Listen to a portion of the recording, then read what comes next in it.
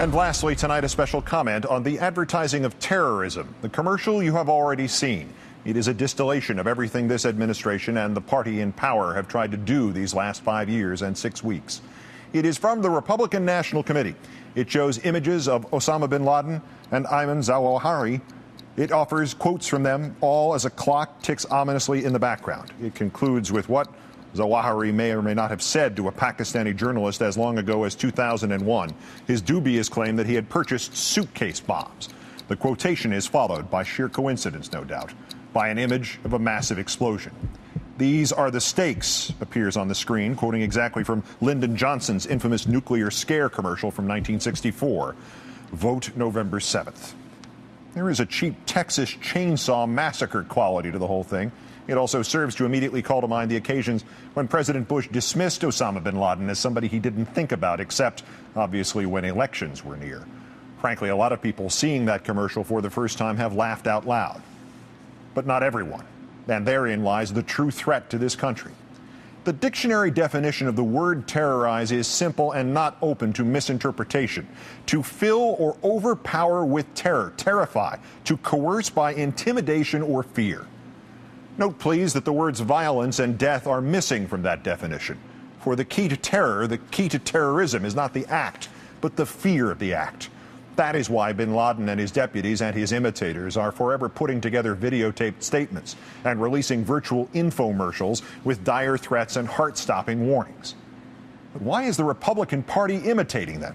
Bin Laden puts out what amounts to a commercial of fear. The Republicans put out what is unmistakable as a commercial of fear.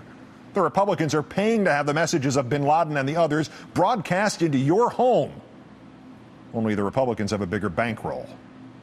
When last week the CNN network ran video of an insurgent in Iraq evidently stalking and killing an American soldier, the chairman of the House Armed Services Committee, Mr. Hunter, Republican of California, branded that channel, quote, the publicist for an enemy propaganda film, and added that CNN used it to sell commercials.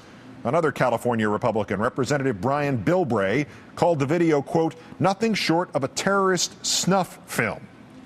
If so, Mr. Bilbray, then what in the hell is your party's new advertisement? And Mr. Hunter, CNN using the video to sell commercials? Commercials! You have adopted bin Laden and Zawahiri as spokesman for the Republican National Committee. To fill or overpower with terror, terrify, to coerce by intimidation or fear. By this definition, the people who put these videos together, first the terrorists and then the administration, whose shared goal is to scare you into panicking instead of thinking. They are the ones terrorizing you. By this definition, the leading terrorist group in this world right now is Al-Qaeda, but the leading terrorist group in this country right now is the Republican Party. 11 presidents ago, a chief executive reassured us that we have nothing to fear but fear itself. His distant successor has wasted his administration, insisting that there is nothing we can have but fear itself. The vice president, as recently as this month, was caught campaigning again with the phrase mass death in the United States. 4 years ago, it was the now Secretary of State, Dr. Rice, rationalizing Iraq with, quote, we don't want to be the smoking gun to be the mushroom cloud.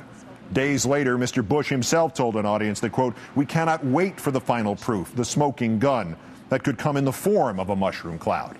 And now we have this cheesy commercial, complete with images of a faked mushroom cloud and implications of mass death in America. This administration has derived benefit and power from terrorizing the very people it claims to be protecting from terror. It may be the oldest trick in the political book, scare people into believing they are in danger and that only you can save them. Lyndon Johnson used it to bury Barry Goldwater. Joe McCarthy leaped from obscurity on its back. And now the legacy has come to President George W. Bush. Of course, the gruel of fear is getting thinner and thinner, is it not, Mr. President? And thus more and more of it needs to be made out of less and less actual terror. After last week's embarrassing internet hoax about dirty bombs at football stadium, the one your Department of Homeland Security immediately disseminated to the public, a self-described former CIA operative named Wayne Simmons cited the fiasco as, quote, the perfect example of the President's Military Commissions Act of 2006 and the NSA terrorist eavesdropping program, how vital they are. Frank Gaffney, once a respected Assistant Secretary of Defense and now the president of something called the Center for Security Policy, added, "One of the things that I hope Americans take away from this is not only that they're gunning for us not just in a place like Iraq, but truly worldwide." Of course, the they to which Mr. Gaffney referred turned out to be a lone 20-year-old grocery bagger from Wisconsin named Jake, a kid trying to one-up some other loser in an internet game of chicken. His threat referenced 7 football stadiums at which dirty bombs were to be exploded yesterday. It began with the one in New York City, even though there isn't one in New York City. And though the attacks were supposed to be simultaneous, 4 of the games were scheduled to start at 1 p.m. Eastern Time and the others at 4 p.m. Eastern Time. Moreover, the kid said he had posted the identical message on 40 websites since September. We caught him in merely about 6 weeks, even though the only way he could have been less subtle, less stealthy, and less of a threat was if he'd bought an advertisement on the Super Bowl telecast. Mr. Bush, this is the what, 100th plot your people have revealed that turned out to be some nonsensical misunderstanding or the fabrications of somebody hoping to talk his way off a waterboard in Eastern Europe? If, Mr. President, this is the kind of crack work that your new ad implies that only you and not the Democrats can do, you, sir, need to pull over and ask for directions. The real question, of course, Mr. Bush, is why did your Department of Homeland Security even release that information in the first place? It was never a serious threat. Even the first news accounts quoted a Homeland spokesman as admitting strong skepticism, the kind of strong skepticism which most government agencies address before telling the public, not afterwards. So that leaves 2 options, Mr. President. The first option, you and your Department of Homeland Security don't have the slightest idea what you're doing here, thus contrary to your flip-flopping between saying we're safe and saying, but we're not safe enough, and contrary to the vice president's swaggering pronouncements about the lack of another attack since 9/11, the last 5 years has been just an accident. Or there's the second option. Your political operatives leaked this nonsense for the same reason your political operatives put out that commercial, to scare the gullible. Obviously, the correct answer, Mr. Bush, is all of the above. There are some of us who could forgive you for trying to run your candidates on the coattails of the Grim Reaper, for reducing your party's existence to death and attacks us.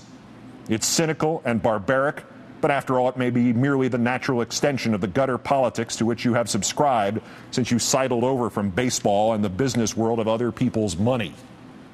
But to forgive you for terrorizing us, we would have to believe you somehow competent in keeping others from terrorizing us.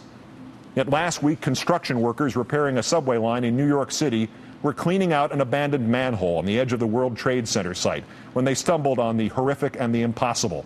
Human remains from 9/11. Bones and fragments, 80 of them, some as much as a foot long. The victims had been lying literally in the gutter for 5 years and 5 weeks.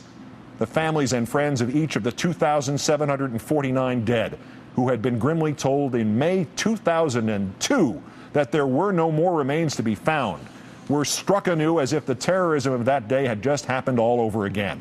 And over this weekend, they have found still more remains. And now this week will be spent looking in places that should have already been looked at 1,000 times 5 years ago. For all the victims in New York, Mr. Bush, the living and the dead, it is a touch of 9/11 all over again. Michael. And the mayor of this city, who called off the search 4.5 years ago, is a Republican. The governor of this state with whom he conferred is a Republican. The House of Representatives, Republican. The Senate, Republican. The President, Republican. And yet you can actually claim that you and you alone can protect us from terrorism? You can't even recover our dead from the battlefield. The battlefield in an American city when we've given you 5 years and unlimited funds to do so. While signing a Military Commissions Act so monstrous that it has now been criticized by even the John Birch Society, you told us, Mr. Bush, quote, "There is nothing we can do to bring back the men and women lost on September 11th, 2001. Yet we'll always honor their memory, and we will never forget the way they were taken from us." Except, of course, for the ones who have been lying under a manhole cover for 5 years. Setting aside the fact that your government has done nothing else for those 5 years but pat itself on the back about terror while waging pointless war on the wrong enemy in Iraq and waging war on the cherished freedoms in America, just on this subject of counterterrorism, sir, yours is the least competent government in time of crisis in this country's history. These are the stakes, indeed, Mr. President. You do not know what you are doing. And the commercial, the one about which Zawahiri might say, hey, pretty good, we love your choice of font style. All that further needs to be said about that is to add 3 words to Shakespeare. Mr. President, you and that advertisement of terror are full of sound and fury, signifying and competent at nothing. Good night and good luck.